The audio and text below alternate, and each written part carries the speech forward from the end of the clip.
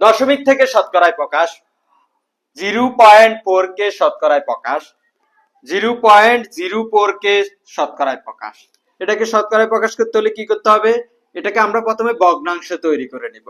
উপরে 4 বসিয়ে দিবেন, আর নিচে এই দশমিকের জন্য 1, আর ডান পাশে যতগুলো ডিজিট থাকবে ততটি শূন্য। ডান পাশে কয়টা ডিজিট আছে?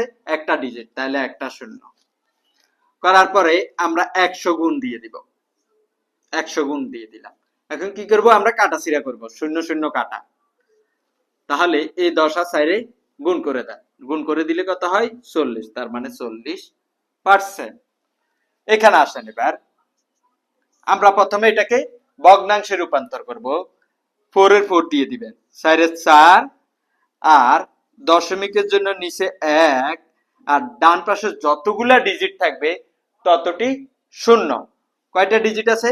দুইটা ডিজিট, তাহলে একের সাথে দুটা শূন্য। তারপরে কি করবেন? 100 গুণ দিয়ে দিবেন। 100 কিভাবে কেন গুণ করতে হয়? কারণ শতকরা বলাতে। তাহলে দেখেন 100 কাটা, তাহলে কি পাই আমরা? শুধু 4, তার মানে 4%। এভাবে আমরা দশমিককে ভগ্নাংশে রূপান্তর করতে পারি। এভাবে আপনি পৃথিবীর যেভাবেই আসুক, এভাবে আপনি এই সিস্টেমে দশমিককে ভগ্নাংশে রূপান্তর করে নিতে পারবেন। আল্লাহ হাফেজ।